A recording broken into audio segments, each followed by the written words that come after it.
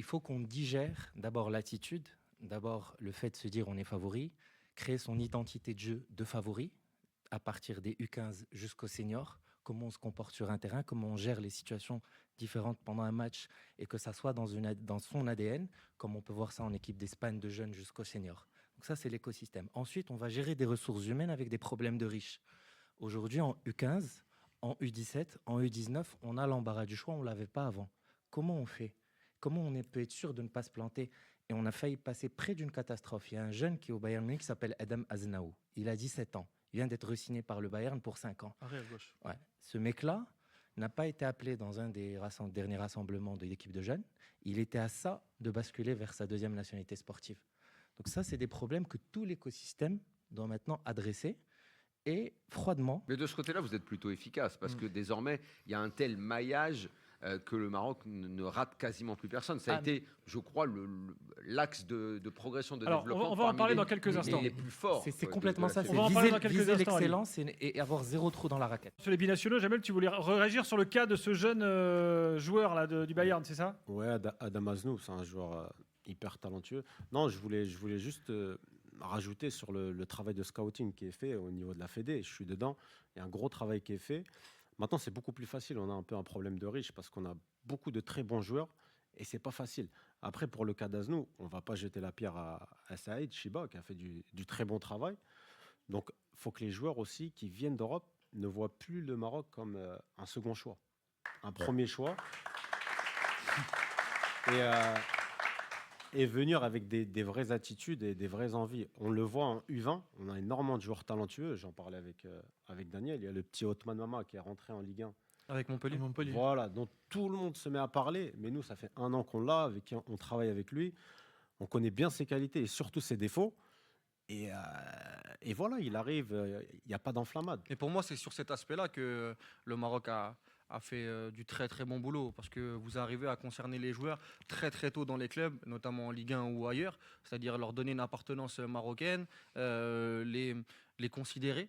Leur donner une grosse considération, que ce soit sur les équipes de jeunes notamment, pour que quand ils arrivent sur les A, qu'il n'y ait pas d'autres choix possibles. Parce que en termes de cohérence, en termes de compétences, de professionnalisme et même d'identité, eh ben, ils sont marocains. Alors que d'autres, notamment sélections, arrivent un petit peu... Bon, ça arrive aussi parce que ce qui s'est passé avec Brahim Diaz, c'est un cas à part et c'est un cas différent. Mais sur la globalité, sur 90% des cas, moi je le vois avec les U23 qui ont gagné la CAN notamment l'année dernière, tu sens que les joueurs de Reims, les joueurs du Havre, les joueurs de Ligue 1, les joueurs même en Espagne sont très très vite considérés et même au PSV avec Saïbari, et ça leur permet derrière d'avoir une vraie passerelle avec les A et de ne plus pouvoir s'échapper. Ils ont ce côté marocain qui est ancré en eux. Si tu me permets, ce que tu dis est tout à fait vrai, mais pour vraiment le comprendre, il faut revenir au début de l'histoire.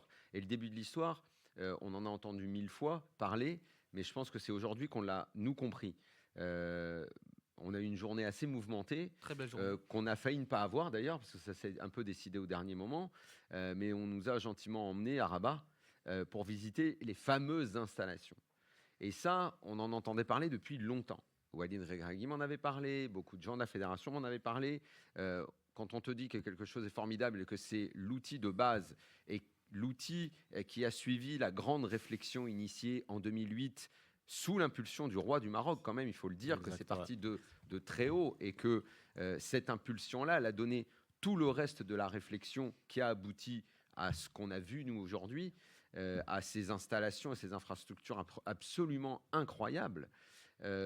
Quand tu parles de maillage, quand tu parles de connaître un joueur qui est jeune, quand tu parles de convaincre, quand tu vas sur le débat des binationaux, sur tous ces débats-là, s'il n'y a pas ça au départ, s'il n'y a pas tout ce qui a été construit, et que quand on arrive à discuter, à repérer un jeune, à discuter avec sa famille, à discuter avec un très bon joueur qui ne sait pas trop ce qu'il doit faire, et que tu lui dis « viens nous voir », que tu l'emmènes là où on est allé aujourd'hui, là, je pense que le jeune joueur et sa famille et son entourage, parce qu'on ne dit pas assez que autour d'un joueur, quand on prend cette décision, c'est bien beau de dire, on est tous attachés à ça, tu vas jouer pour le Maroc, parce que, mais dans le passé, combien de joueurs disaient, on est attaché, ah, mais il faut qu'on vienne jouer là, Ah, mais le voyage. Ah, et puis ça va être ça, les conditions d'entraînement. Tu as l'agent qui arrive derrière. Non, on va pas là-bas. Cette sélection, ça va rien t'apporter du tout. Ça va être ceci, ça va être comme ça. C'est là, quand tu arrives, moi, prenons le cas de Brahim Diaz, puisque c'est le dernier en date qui a beaucoup fait parler.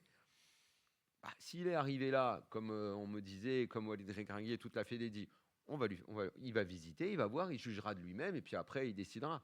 Bah, je comprends la décision. Je comprends parce que là, on est dans quelque chose de totalement sérieux sur un projet long terme qui a initié en 2008 avec des étapes. OK, les résultats, sans les résultats sportifs, on a du mal à construire, on a du mal à avancer. Mais il y a la CAN, il va y avoir la Coupe du Monde, le projet, les installations. On a vu aujourd'hui, mais des U15 jusqu'au A, tout est organisé. Tout est centralisé. Tout est et le centralisé. futsal. Et là, on a l'impression qu'on est dans une sorte de... C'est pas une académie, c'est genre Mais en la parlant maison d'académie, du football. Daniel, en quoi. parlant de l'académie,